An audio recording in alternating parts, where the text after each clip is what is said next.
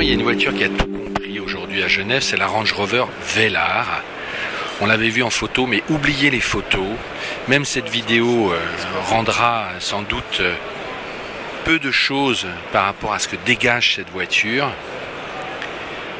Et elle dégage une élégance folle. Folle. Alors, on va très vite évacuer le positionnement. Ils ont expliqué l'une des raisons d'être de cette voiture, c'est que le Range Rover Evoque, qui est un succès fou, ne mesure que 4,30 m. Et au-dessus, si vous voulez passer toujours dans la gamme Orange, vous arrivez au Range Sport qui fait 4,80 m et qui coûte très cher, il y a un écart 30 000 €. Donc ils le positionnent entre les deux. Mais on s'en fout, ça c'est du blabla. Ce qui est frappant avec le Velar, c'est que c'est d'abord une voiture très belle, qui garde complètement le family look de Range Rover, mais qui le modernise de façon mais subjugante, ne serait-ce que cette calandre, vous voyez, qui au lieu d'être verticale est en pente, se dégage une très grande modernité. C'est très très beau, et puis surtout, là on le voit pas avec les portes ouvertes, mais en fait la ligne de toit est abaissée, et en fait on a l'impression presque un peu d'un break de chasse, franchement.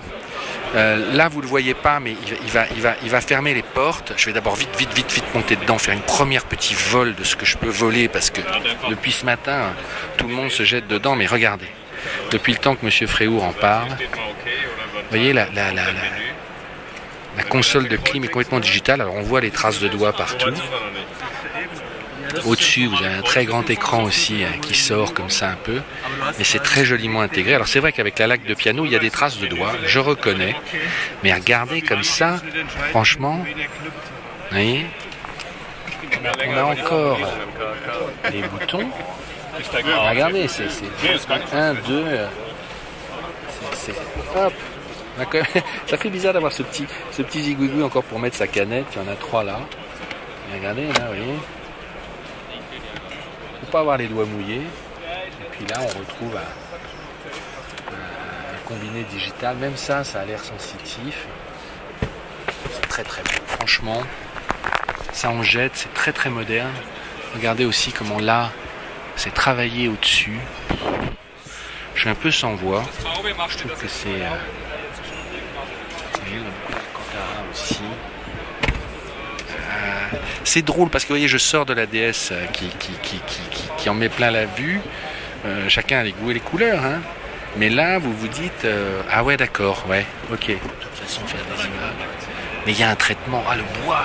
Oh là là, je l'avais pas vu. Super. C'est génial. Je vais essayer d'aller vous la montrer différemment. Un très grand coffre.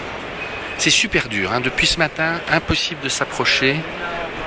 Vous avez les voitures stars. Alors tiens, regardez, là on voit un peu le traitement du feu comme il va très loin. Et c'est marrant parce que vous voyez, pour moi il résume cette ligne de assez basse. Je crois qu'on le voit là, vous allez comprendre, notamment le fait que on ait le traitement de carrosserie toit noir. Mais regardez là, vous voyez. Et franchement, vous avez l'impression que la voiture est basse, qu'elle est un peu abaissée. C'est le fait de jouer comme ça, mais ça rend très bien. Et généralement, le côté un peu boîte à chaussures des Range, vous l'avez plus là. Vous avez aussi le détail génial. Cette voiture est une fantastique réussite parce que on la voit, on la conçoit, on l'imagine. Alors j'adore le traitement des feux aussi derrière.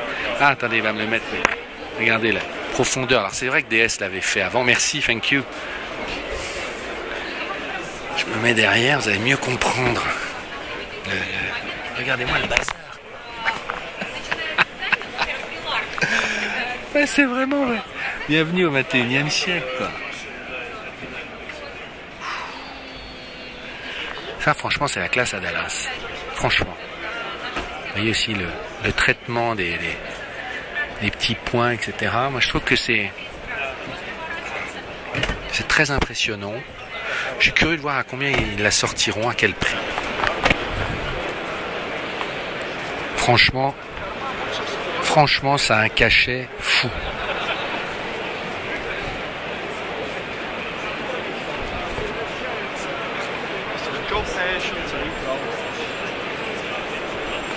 Tenez, là on en a un autre dans une couleur mate.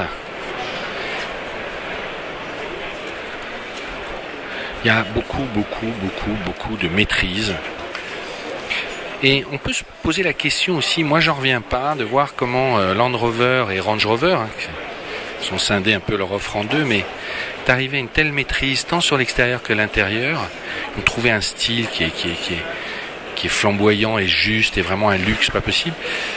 C'est le même groupe que Jaguar, alors que j'ai le sentiment que Jaguar se cherche encore dans ses intérieurs, ça s'est appauvri, on en a pas mal discuté. Même si j'adore les Jag, c'est vrai que l'intérieur d'une XE ou d'une XF, ça s'est un peu germanisé. Alors que là, chez Range Rover, pas du tout. Vous avez un style qui est bien à eux. Regardez aussi les portières qui sortent façon Tesla. Ça le fait toujours. On aime ça. Et où? Hop. Regardez, on va essayer de refilmer les feux.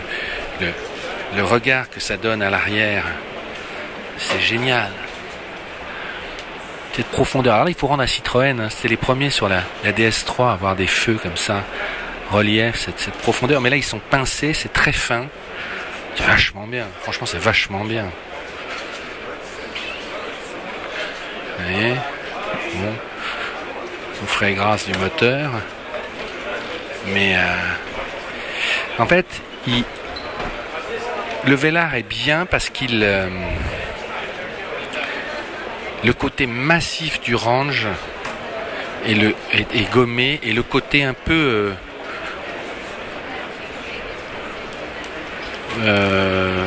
voiture de femme de l'Evoque est gommé aussi. On a un mélange des deux. Ils ont croisé un Range et un Evoque, et on a ce break de chasse familial qui est super beau, vraiment super beau.